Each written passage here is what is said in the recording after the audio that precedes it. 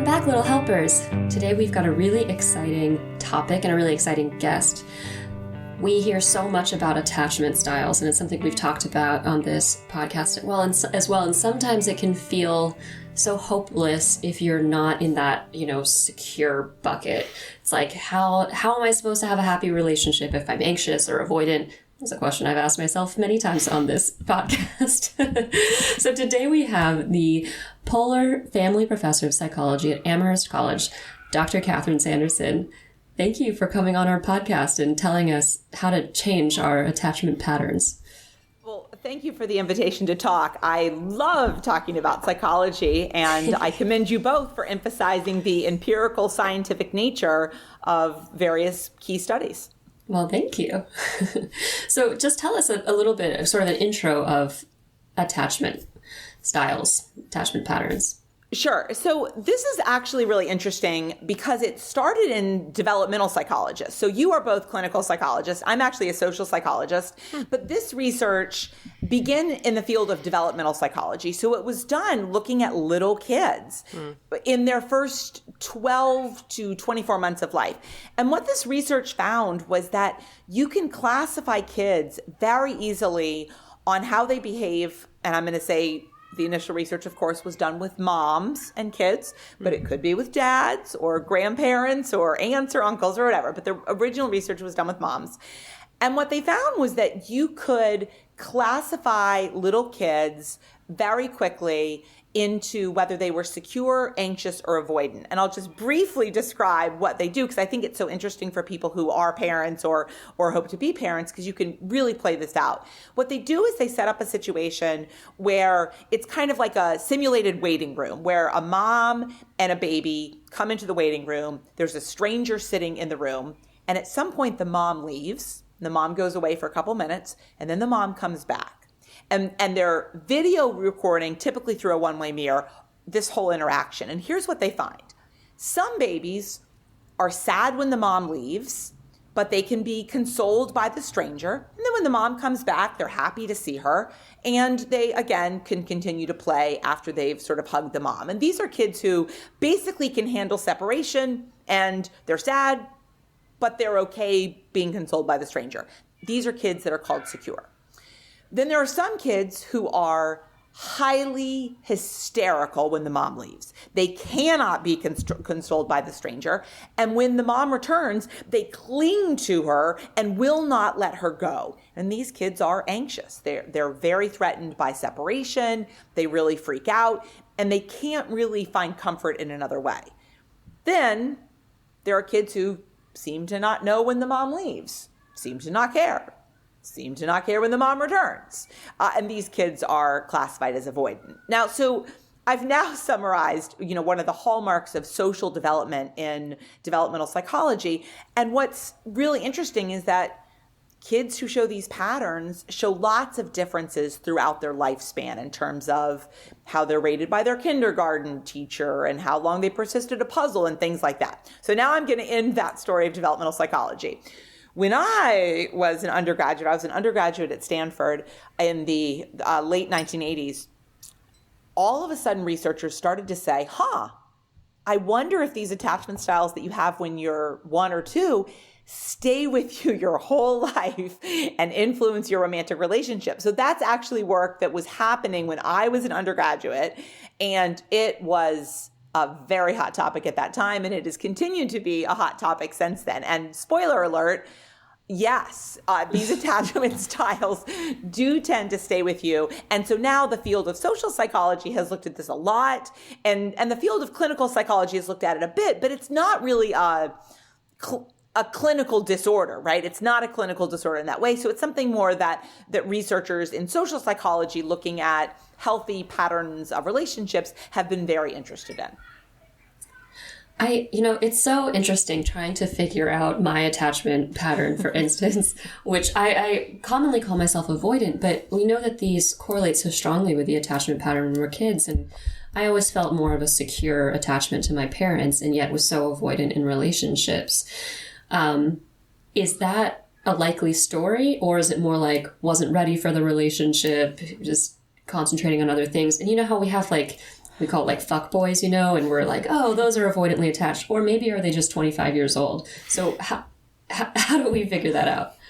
Yes, that's a great question. So first of all, I think it's really important to recognize that attachment is also not stable over time. So you could, for example, have had, so it's not the kind of thing like your genes or whatever, where it's consistent across time. So what the research actually shows is it's about 70% consistent. But so that certainly means that there are kids who are babies who are securely attached, who then become avoidant or anxious in their adolescence or their young adulthood or their older adulthood. So it's not the kind of thing where, if you have blue eyes, you have blue eyes, forever. So that there is some change. And that could mean that you were secure and then became avoidant or anxious.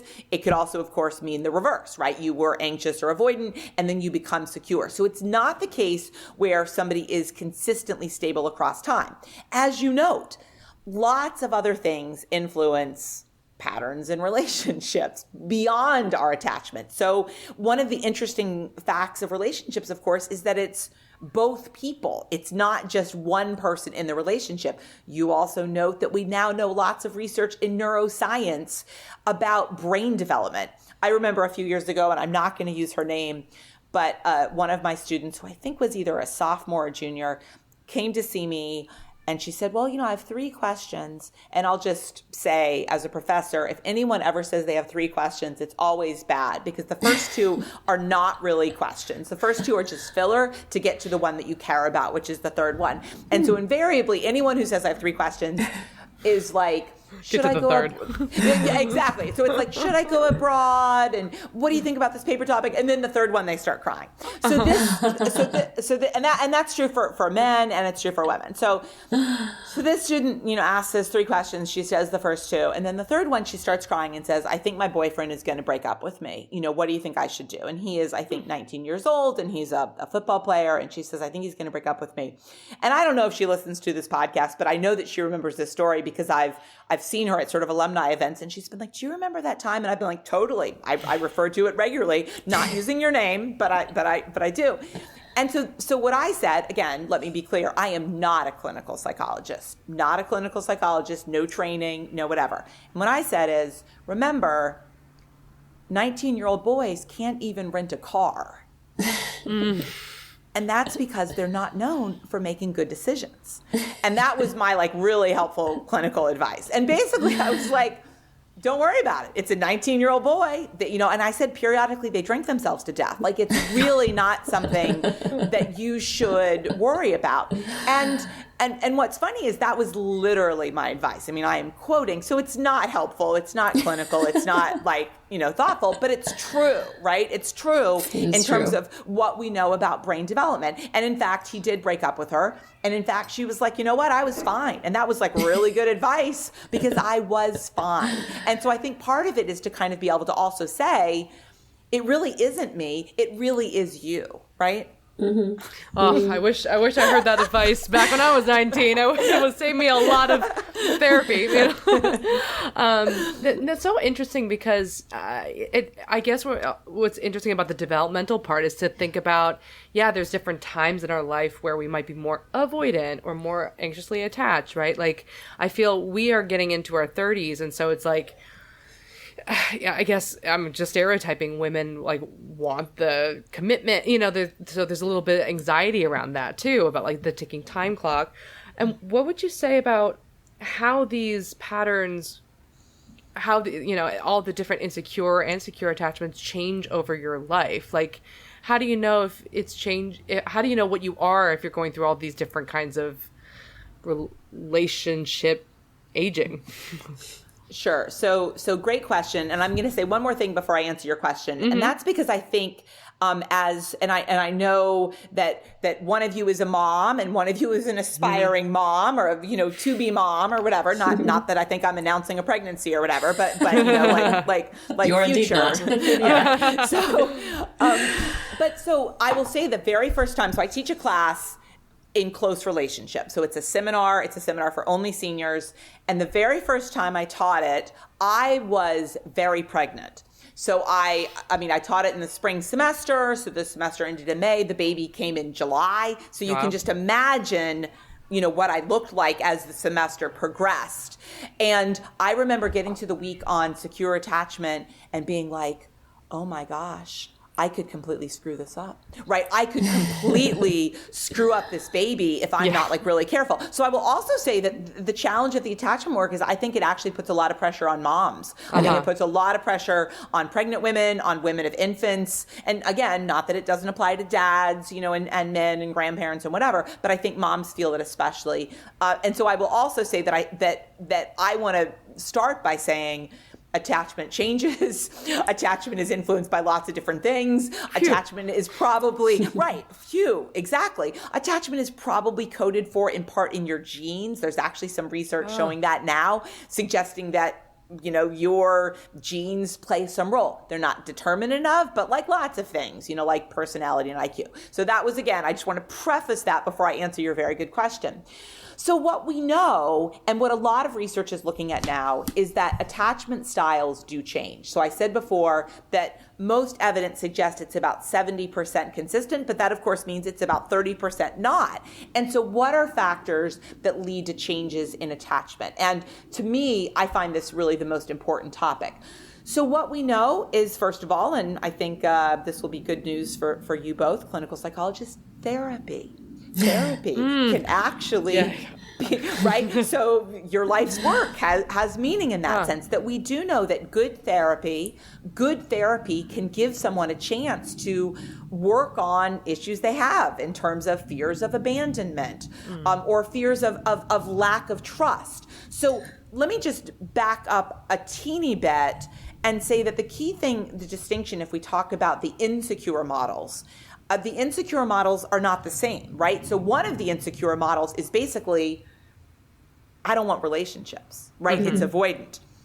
I don't want to get married. I don't want to commit, I don't, et cetera. That it's really a distance. It's really a kind of lack of trust in relationships. And the other one, anxiety or anxious attachment, is I am so worried that you're going to leave me. I am so worried that you're going to cheat on me. I'm so worried you're going to find someone better. Am I good enough? And so although we think about those as so-called insecure models, they actually are really different in terms of how they manifest in relationships. And the key is that good therapy can actually help someone who is afraid of committing, but also afraid of being abandoned. Right? So to give somebody sort of a sense of comfort and solace and building of self-esteem and the ability to say, I am worthy and I am good enough, and also somebody won't leave me, but if somebody did leave me, I would be okay. And I think what's really interesting is if you look at how attachment styles manifest themselves, when people who are secure get broken up with, a relationship ends, they're like mad. They're like, why'd you leave me? I'm great. Whatever. And people who are anxious are terribly sad. I will never find somebody else because nobody else could ever, this is it. And so I also think that you can think about them as manifesting differently. So what changes them? One, good quality therapy. Two, major life events. And those major life events when you're a kid could be, having a parent die, losing that attachment. It could be having a divorce that really leads you to not feel like you have that same access or contact with the person, one of your parents. It could be a major life event like your family experiences extreme poverty. And so you're all of a sudden struggling with people aren't available, people are working multiple jobs, et cetera. Now, let me be clear, because this is the number one question I get from my students. Does this mean I can't use daycare or have a nanny? Or no, it doesn't mean any of that. So it doesn't mean, one person has to be with the child 24/7 or whatever. What I also find really interesting and I think encouraging is there is fascinating research looking at the power of a best friend. Isn't that cute? That is cute. And that's actually research that's done with high school kids. Okay. So not even, an adult romantic relationship, that what research shows is that having a best friend, a person who has your back, who you can count on as a high school student, is actually really important. And so that's an example of a high quality best friend can really matter. And so can a high quality romantic relationship. So if you look at couples in their first 2 years of marriage, so newlywed couples, they actually show increases in secure attachment, suggesting that, okay, I'm relaxing, I'm with this person, we've committed. Again, assuming it's a healthy relationship, you can, play this out in other ways as well. But so the key is that we know lots of different things can change attachment styles, and all of those things are positive. Good relationships, romantic or best friends, high quality therapy. I have so many questions. Sorry. So many. First of all, does the best friend, any of these good experiences like a best friend, does that translate to changes of attachments in romantic relationships? Yeah. Or? Yes, absolutely. Because basically the theory of the developmental psychology perspective on relationships is that your first relationship, again, your primary caregiver when you are 1 year old, 2 years old, the idea behind attachment theory is that forms a template of this is what people are like. People go away and they come back. People love me even when I screw up. People, support me when I fall on the slide or whatever. So the idea of attachment theory is this first relationship is like fundamentally essential. And if your first relationship is distant and cold and, abandoning, you kind of are like, okay, that's what people are like. People disappear and they don't come back. And so I can't really rely on someone else because that's going to get me hurt. And so the idea, yes, is that having a relationship that is positive in your first couple years of life gives you this template. But so can, if you have a best friend, you then learn, oh, I am valued. People like me. People have my back. People are there for me. And so that best friend as a high school student would in turn give you this new sort of positive template that you carry over into romantic relationships. Yes. That's so cool because it's so much of what we believe in and hope for, that that relationships in general are healing. And it's I know the old therapy, old psychodynamic theory of everything's about the mom, and if you have a screwed up childhood, you basically have to be aware of how screwed up you are and then hope for the best. But it's like this idea of let's go through life and actually make new relationships that are healthy, and that could help us moving forward. Agreed. Is it possible to change your attachment style when you're in a relationship already? It is. I think the challenge is you have to have either the ability to do that on your own. So, for example, good therapy, or you have to have a partner who is supportive of that. And so that sort of is the challenge. So I'll give an example that my students find super depressing, but I think it's actually important for people to be aware of. Everybody in theory if you say to people, who do you want to marry? Who do you want to date? Everybody wants to date somebody who's secure, wants to marry somebody who's secure because, hey, that person is available and present and there for you, et cetera. And yet there are times in which people get into relationships that are long lasting and unhappy. And so and this is gendered. I'm going to say this is gendered. Guess what? And I'm going to have you both think about it.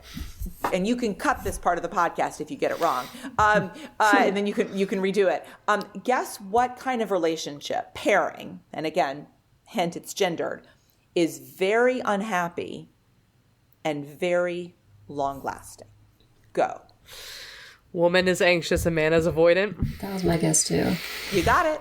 Yeah. You got it. There you go. And so here's the challenge. Yikes. So, I'm not going to ask you to say if you know anybody like that, but those relationships are very unhappy and very long lasting. And what's interesting is that in social psychology, when we look at close relationships, we often measure relationship quality in two ways. How long How satisfying. And so there's a case in which like you get the opposite, right? And so if you have a relationship in which the guy is avoidant and the woman is anxious, it lasts. It's like super unhappy, but the woman is like, I'm going to do all the work and I will never get anybody better. And, whatever. And he's like, I don't care enough to break up, in that sense. Okay.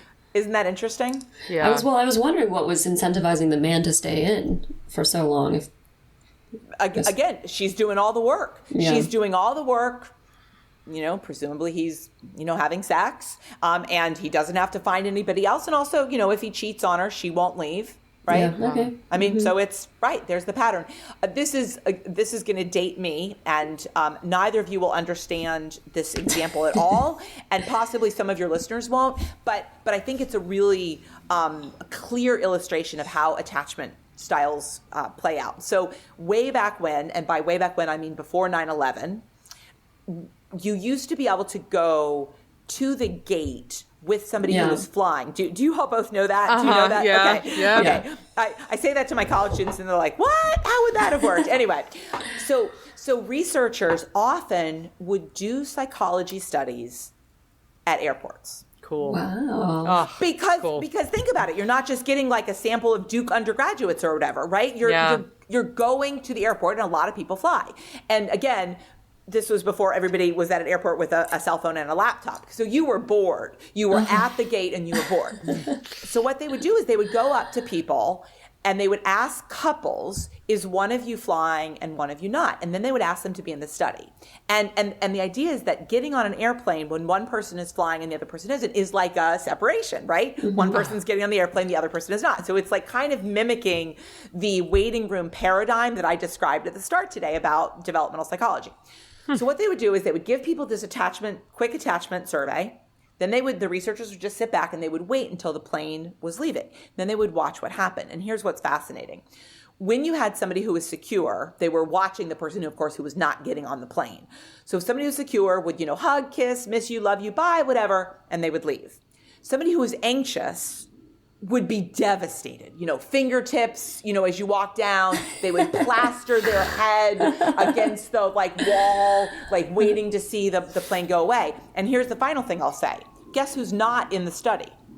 Avoidant people. Avoidant people that didn't go to the Because airport. avoidant people don't go to the airport, and they certainly don't pay for parking, right? Avoidant people definitely are not at the airport. Well, that's a selection bias. Right? But it's also such a key measure, right? It's such a key illustration. You don't even get those people at the gate. And so this is how you can imagine attachment styles play out in all sorts of ways in daily life. What about the gendered opposite pair? What about the men who are anxiously attached and the women who are avoidant? So those pairings are less common. They are less common. And now, one of the questions is, might they be more common later on? And another thing which we haven't talked about, but I actually think is really interesting, is that there is some data suggesting that cultural differences also matter. And here's a classic example. They've done studies looking at attachment within college students, so American college students. And what they found is in 1988, so a long time ago, about half of all college students were securely attached. They collected data again in 2011, so, a bunch of years later, 23 or whatever years later, and found that it was 42%. Uh-oh. Uh-oh is exactly right, isn't it? And so there is some evidence that secure attachment, at least again in college students, that's the only place where we have good data, actually maybe less prevalent. And of course, there are lots of different theories about why that might be. And so, but one of the challenges is when we think about attachment pairings, it also may in fact change over time. And it's also possible that gender roles are changing over time, right? That it used to be that you really did have this pattern in terms of women are like this and men are like this. It's also possible that some of those expectations, are changing in different ways. We also do not yet have good data on what same-sex romantic relationships look like. So these are just kind of some holes in the literature that we're aware of. So interesting. Real quick point of clarification. You said that when breakups happen, anxious people are very sad, secure people are angry. What are avoidant people? They relieved and guilty? No. Yeah, I mean, like projection. Got it. Yeah. I'm actually going to pull that up because there's just so many. I'm going to pull up because I want to make sure that I'm getting that right. But the emotional reaction is very clear. The emotional differences are very clear. Yeah. Yeah. Avoidant people, it just, they don't really care. Like, you know what I mean? It's like, it's not a big deal for them. Yeah. Yeah. Well, I certainly always cared when my relationships ended. I don't know what I am. Well, that's the thing, especially watching me and Jacqueline. Sometimes when you get someone who's avoidant, when they sometimes work through the issues or get deeper connected to people, sometimes we realize that they're actually more anxious attached. So some people's like defending against how much they want connection through avoiding. Do you see that too? Do you see kind of a flip from, or like once you uncover one insecure attachment as another kind, or? Well, so one of the interesting pieces, of course, is that you could be upset, but you could be upset for a lot of different reasons, right? Like, so part of it is sort of separating out that distinction. So you could be upset because now you don't have a date for a wedding, or now you don't have a, whatever. There could be other kinds of factors that could influence people's attachment. I think the key is that you may not have taken it personally, like I'm not worthy or I will never date again, right? I mean, so that's kind of the distinction, is like what's going through your mind when it happens. People who are anxious and have a relationship breakup are pretty much like, I will die alone. Like, this is it. Whereas secure people are sad and they recognize it, but they also are like, I will recover. Maybe not immediately, maybe not tomorrow, but I will recover and I will have another relationship. And avoidant people may, in a sense, not have let themselves get that invested in the relationship such that it's as impactful in terms of the breakup.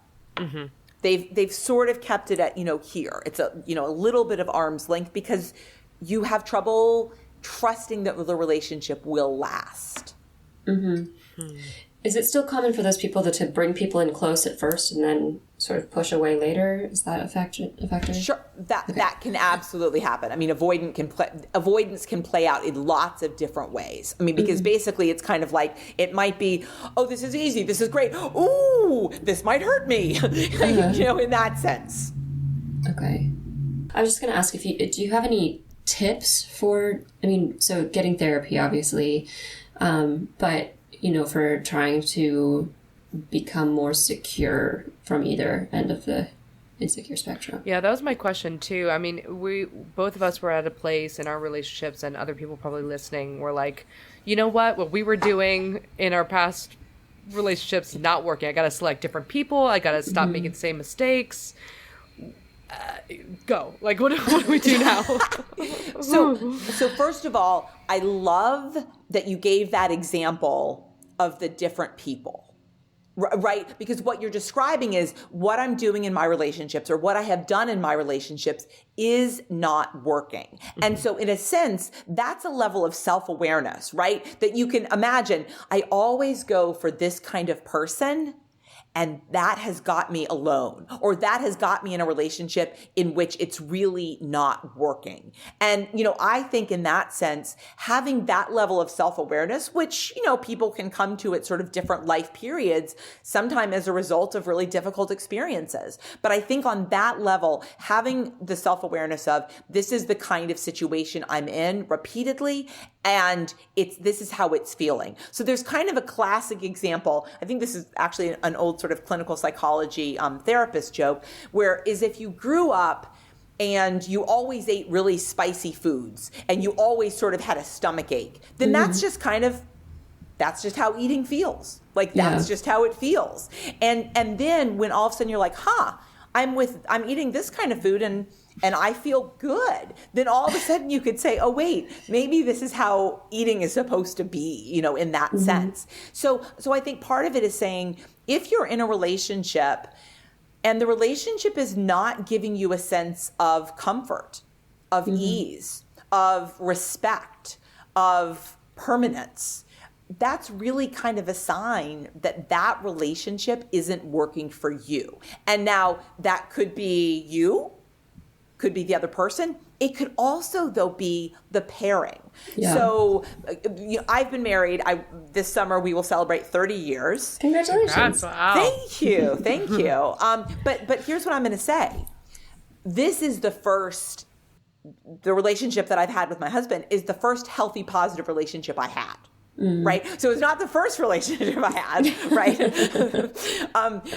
It's not the only relationship I've had, but it's the first healthy, positive relationship I've had. And I will honestly say, I think it's because he is secure.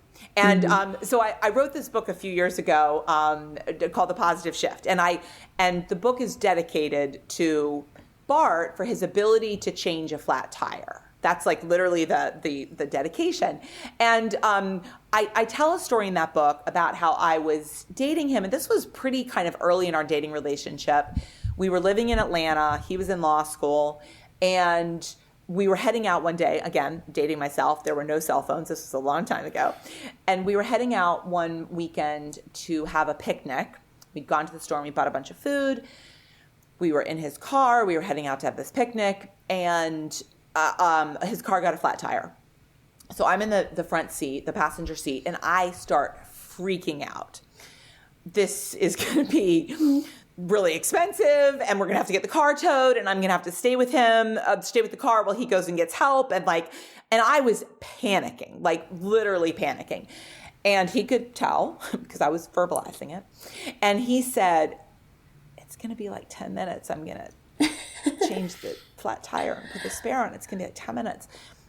And I got out of the car and he changed the flat tire and the car went up in the trunk and, whatever. And then we drove off. And I remember that day, which again is, probably 32 or 33 years ago. And I remember in that moment thinking, I should marry that guy. Because I was freaking out. And my parents are divorced. So I didn't grow up thinking, I was like, well, relationships just involve a lot of conflict. And a lot of fighting, and sometimes somebody leaves, and that's marriage. Somebody freaks out, somebody leaves. And then I was like, he's like super calm. And his parents, his mom passed away a few years ago, but we went to his parents' 50th wedding anniversary party. They had a party for it. Awesome. And so I think to some extent, I became more secure in my relationship with somebody who entered the relationship thinking, marriage is good and stable and happy and, whatever. And so I'm using that as an example in that we form our templates of relationships based on lots of different things. And if what we've seen as a model of relationships isn't particularly positive, healthy, we might think that's just how relationships are. And that's frankly why you see the transmission of domestic violence, right, in relationships. Now, my parents' relationship did not have domestic violence, but it certainly was not a happy relationship. And so I think in that sense, there are the self-awareness that you have when you're in a relationship that is not feeling comfortable, reliable, trustworthy, et cetera. When you're in a relationship that feels different, it's notable to people. And so I think that could be getting in a relationship in which you're like, this feels different. This feels different than it's felt. But I also think having the self-awareness of, is this the relationship that I want to be in for the rest of my life? Is this what I want to play out again and again and again? And I think you both have spoken on this podcast, right? About that. Yeah. Well, I think that's a hard thing for people to identify because it's like when it doesn't feel good, you're like, okay, relationships, there's turmoil in every relationship. We got to work through things. Is it my fault? Is this just me? Am I bringing this? Is this what it's supposed to feel like? I still love them, so I don't want to leave. How... I mean, it's a bigger question. But what do you do when you're in that position? How do you identify when is it unhealthy and you need to change it versus it's healthy and stick it through, I guess? So it's a great question. And it's a question, again, my college students ask me all the time. And so I'll say a couple things. I'll say, number one, best predictor of relationship satisfaction and longevity, how you manage conflict. I literally could just stop talking. That's it. That is that's what broke up my marriage, so. That was the core thing that Jack was talking about. But that's it. But that is it. It's not do you love them? It's not, do you have good sex? It's not, the core predictor is how you handle conflict. And this is not, oh, you should never have conflict. That's not the answer. It's not how often you have conflict. It's how you handle it. And if you can have a conflict and then work through it in a productive, happy way, then that's great. So the advice is not, oh, if you have a fight in your relationship, leave, exit, but it basically is what happens at the moment of conflict. And in happy relationships, my husband and I fight, like we fight. We have had fights. I mean, that definitely happens, but we can get through it. We can get through it. We can have a fight about something minor or something major, and we can get through it and we can work past it. And I think that's the key, is that in relationships in which there's no fighting, if there's no fighting, it basically is like you can't risk going there, right? It's like too risky. There's a funny greeting card that I saw a while ago in which it says something like, George and Anne, have never fought in their relationship. And then you open the card and it goes, George and Anne are married to different people, not each other. Right. and that's kind of the key, right? That it's not, oh, we never fight. If you never fight, that's actually kind of a problem, because people fight in their friendships. They fight with their siblings, they fight with their parents. Like, fighting is not the problem, but it basically is, can you work through the conflict or can you not? And so if you're in a relationship in which you're like, every time there's a fight, it's a disaster and it takes us a while to come back, or I worry it's going to end, that is like blinking red light. This is not good. Yeah. It's funny. I'm in a pretty new relationship and we haven't had our first fight yet. And I'm getting to the point where I'm like, I almost want to start picking fights so I can see how, it's like, I got to figure this out. How do we manage conflict? Are we good at it? Are we bad at it? No, well, and I think that's great insight. I mean, I literally think that's great insight of saying, like, and early in relationships, we know that it's the honeymoon phase and people are kind of polite and people are, putting on their best foot or whatever. And so I think to some extent, that's really a marker. We got past, this trial and tribulation, and, we stayed together, and that's really important. Yeah. So what about the people who are listening who are like, oh my God, I think we have insecure attachment. We fight in the way you said it's not good, and I want to change it. Going to therapy, is there even research to show like what kind of therapy, or what should they do? Like, go to therapy, but there's a lot of different kind of therapies out there, and they're not always great. So, right. So there's not good data, and you both, I'm sure, know this. There's actually not great data on therapy per se, and that's because, again, lots of people going to therapy aren't really like, oh, I want to be in a research study, right? I want to have the placebo condition, or whatever. I want to have the bad therapy. But what we know is that having an awareness of what's going on is really important. That can be an awareness with a therapist, talking through, I have this tendency, or I always do this, or whatever. That can work. But what's most important is actually that you can have good rapport with the therapist, that you can be honest with the therapist. And that therapy match is actually what's really important. It's actually not whether the person has a PhD or, an MSW with license to practice clinically or PsyD. It's, or whether they are a cognitive therapist or a behavior therapist or whatever, or a psychodynamic therapist, et cetera. What's really important is that there's rapport, that you feel you can tell the person what you're really thinking and feeling, and that's, really essential. I think it's also, and I think you have both, the title of this podcast, I think you can also get some insight from friends. I think you can also get some insight from, do you think that I always date the same person? Right? Like, do you think that I'm always dating the same person?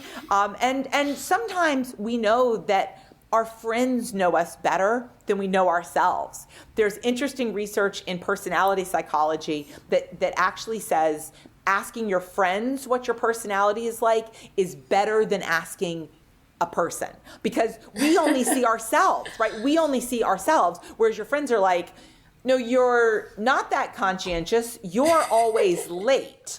and my other friends aren't late. And you're like, no, but I am usually on time, just these things come up. And they're like, yeah, that's different than other people, right? Or you might be like, no, I am very shy. And your friends will be like, no, that's really not true. People who are shy are like this. And so part of it is that we know ourselves, so well. Psychologists often call this the spotlight effect. We spend a lot of time thinking about ourselves and what we're doing and what we're feeling. Our friends can kind of say, well, you're actually different from these people because when they're in relationships, they're like this. So they're people that, for example, abandon their friends when they're in a relationship. They're people, again, your friends may also be able to give you insight into that. And I think, Jacqueline, you've actually talked about how your friends were instrumental in kind of saying, we're worried, right? We're worried. Yeah. So because your friends have known you and they've known you over time and they've also known you in different relationships. Yeah. And so in that sense, your friends can be a useful source of, and it doesn't mean friends butting in and giving advice on, I think you should dump that person or, whatever, I think you're going to get divorced or whatever it is. But saying to your friends, do I seem happy? Do I seem different? How am I with this person? And I will say that we can all think about people we've known in which they're in a relationship and they seem like the best version of themselves. And people who are in a relationship and they do not seem like themselves, right? Yeah. Not looking I was at certainly anyone. told. I'm not, You can look right at me. I mean, that was the feedback I got. Right? It's like the qualities that you yourself are most proud of are not coming out right now in this relationship. And were you able to hear that? Yeah, I ended it. yeah. But did you hear it before you ended it and couldn't hear it, or did they only tell you? You know what I mean? Like I'm saying, like, were there people who were saying that 3 months in, 6 months in, a year in? I mean, yeah. I mean, Kibby was saying all sorts of things. Yeah. I mean, my problem in that relationship, there were many, but one of them was thinking like maybe. Like my partner was very anxious, okay? And I was like, well, maybe I made him anxious because I'm avoidantly attached. And so if I just work on myself, everything will get fixed. And I think that's why, it's I'm so curious about how do you know if it's you, versus the kind of partner you're with. And I know you're saying like sometimes it's not you, sometimes it's the pairing, or sometimes it's the other person. But when you have like, and I actually think like in my current relationship, and I feel very secure and I'm behaving in a very secure way. So I don't even know if I have an insecure attachment style in the first place. But, when you have this belief, like my attachment style isn't the right one, it kind of seems hard to believe that you're going to have any good relationship. Because you're like, well, there's something fundamentally skewed about me that ruins things. And so then I just kind of kept forcing myself to keep going. That, as you're describing it, though, it also sounds very gendered, don't you think? Like, in the way that we in society assume that women are responsible for what we call cognitive labor. So the cognitive labor of a relationship is basically, so you just said, it's me, right? It's me, I'm the problem, it's me. If I could get better, if I could get, whatever, then he wouldn't be like this. And that's, that is very gendered. I doubt he spent a lot of time thinking, if I could just get better, she would be different. Right? He would say he did. Could be shaking her head. Anyway. Well, I think that's it's just interesting that there's a gender there is a gender difference. The gender difference, and the question is like where does the change happen? Where we're talking about changing attachment patterns, and sometimes the question is like, okay, I know that things aren't going right. Who and what needs to change? And that's an interesting question for like the loved ones, like. Me, for example, when I was watching Jacqueline in her situation, is like, what can we do as friends to, we could see it clearly. We're like, this is the problem. That's not the problem. At least we think we do. What can loved ones do to support that? Like to support like, oh, it's not you. Maybe it's the relationship, the pairing. other person, you know. What a subtle question. So I will say a couple things. One, Jacqueline, you probably couldn't have ended it if you didn't have good friends. Mm-hmm. Right? Because your friends were like your people. They were like your rock. They were like it's not me. Because the thing is if you're really avoidant, and this is why I'm just going to say, again, not a clinical psychologist, not diagnosing, but you're 100% not avoidant in your relationships. Like I'm talking about your friendships. Yeah. I mean, right? I don't think so, yeah.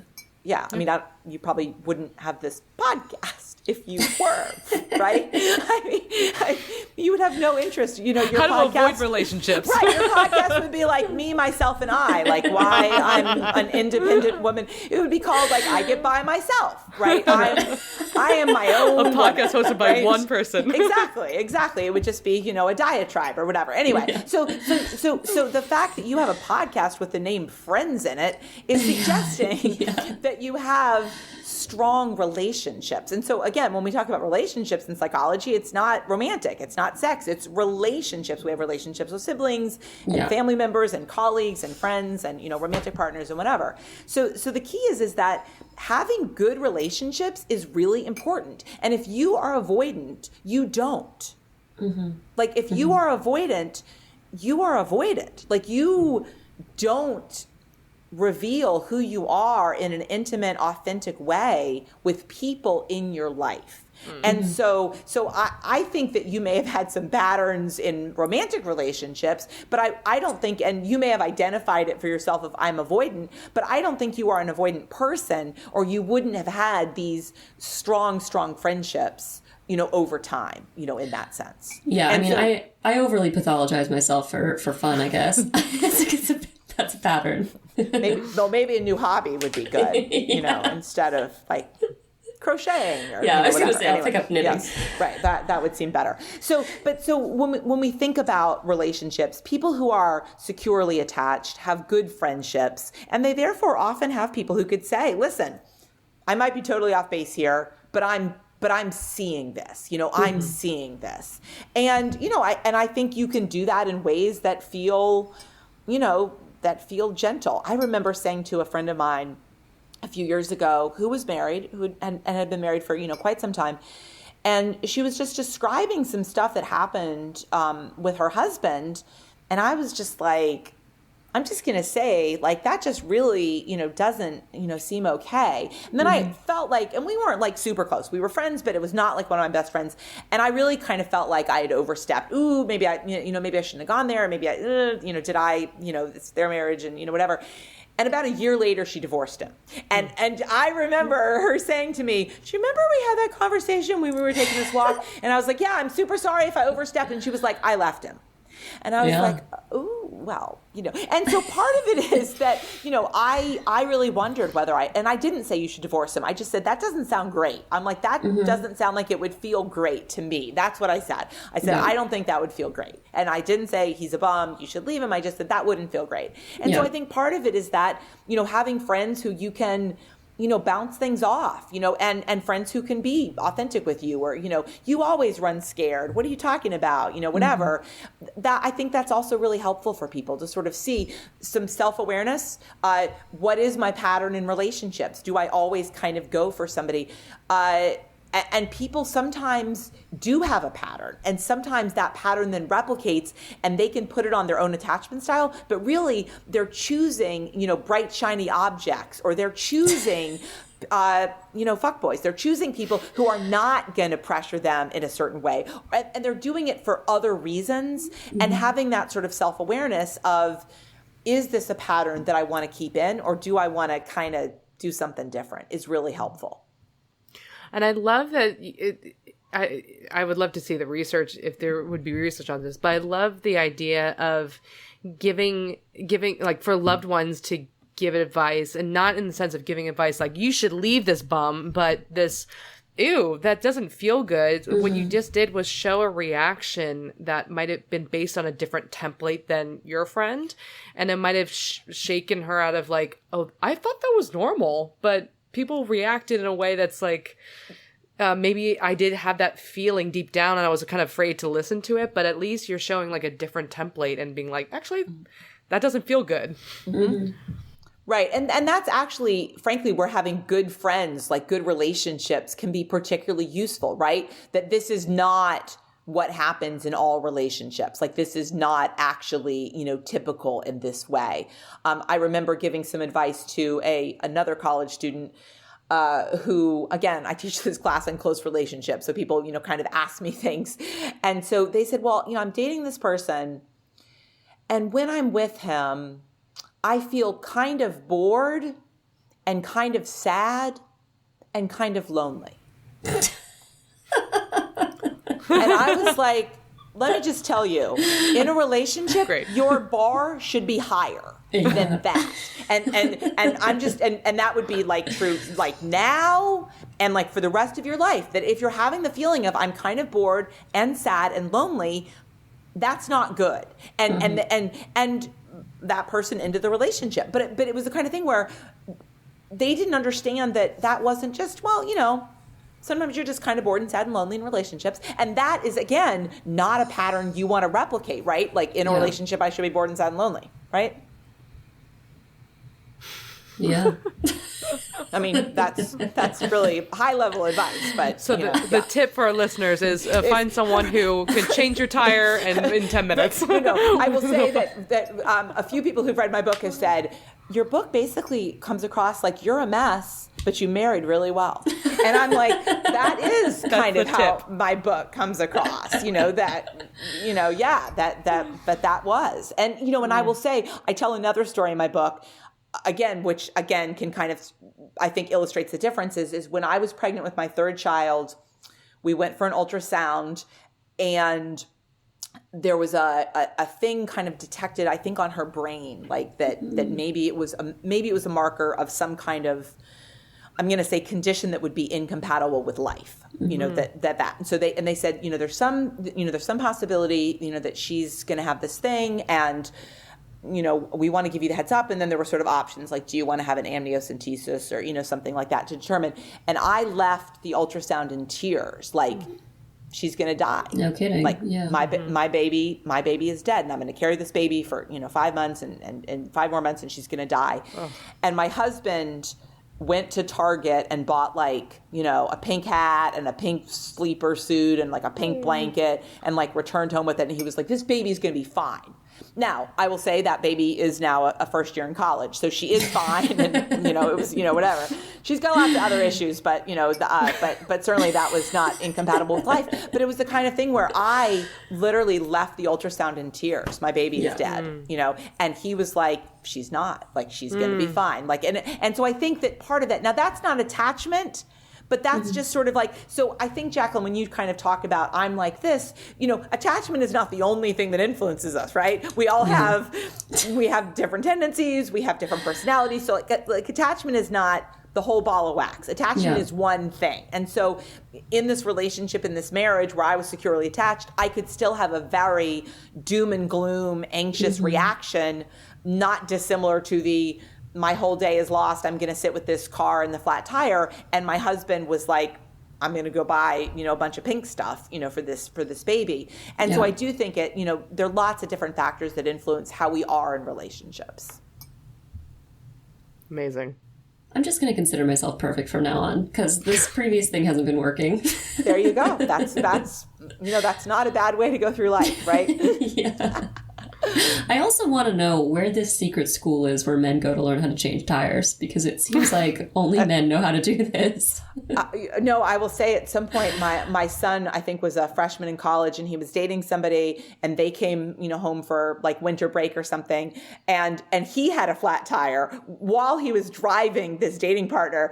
And my husband was like, well, at least you know how to change it. That he in fact had taught them. And I will say I do not know how to change a tire. And I bet my daughter does not either. So that, I guess we've talked a lot about gender, and I think that would also be something that is gendered as well. Not a good thing, but there we go. Well, I don't want to learn how to change a tire. So. No, neither do I. God, right. Yeah. What kind of resources do you think are valuable for people to if they're interested in attachment or changing their attachment styles. And again, the title of your book. So I will tell you the title of my book. So the title of my book is The Positive Shift, which talks, sort of broadly about happiness. But I think the reason why I thought it would be such a good fit for your podcast is that, spoiler alert, number one best predictor of our happiness, relationships. Yes. Yeah. And so for me, and again, that can be relationships with friends, with family members, with romantic partners, with spouses. But the number one best predictor of our relationships, of happiness, is our relationship. So my book is called The Positive Shift, Mastering Mindset for Happiness, Health, and Longevity. However, a book that I recommend to lots of people is a book who are interested in attachment in particular is actually called, cleverly, Attached. Yeah. Attached. And then the subtitle is The New Science of Adult Attachment and How It Can Help You Find and Keep Love. And so for people, and so that is not my book, but it is an excellent book that I think really is in line with this podcast theme that really is about the science behind attachment, looking at what happened early on in the developmental psychology work, and then, bringing us up to speed today, including what people can do. So that also would be a great resource for people. And again, that's called Attached. Wonderful. Well, thank you so much for coming on. We may have you back to talk about pets because I really interested in that topic. Again, there's so much psychology in the world. So I'm always glad to talk about psychology anytime. And thanks to you both for spreading good, empirical, scientific research about things that really matters in people's lives. We try. Thank you. Thank you. Well, if you think that our podcast is as perfect as I think I am, then please rate, review, and subscribe, and we'll see you next week. By accessing this podcast, I acknowledge that the hosts of this podcast make no warranty, guarantee, or representation as to the accuracy or sufficiency of the information featured in this podcast. The information, opinions, and recommendations presented in this podcast are for general information only, and any reliance on the information provided in this podcast is done at your own risk. This podcast and any and all content or services available on or through this podcast are provided for general, non-commercial informational purposes only and do not constitute the practice of medical or any other professional judgment, advice, diagnosis, or treatment, and should not be considered or used as a substitute for the independent professional judgment, advice, diagnosis, or treatment of a duly licensed and qualified healthcare provider. In case of a medical emergency, you should immediately call 911. The hosts do not endorse, approve, recommend, or certify any information, product, process, service, or organization presented or mentioned in this podcast, and information from this podcast should not be referenced in any way to imply such approval or endorsement.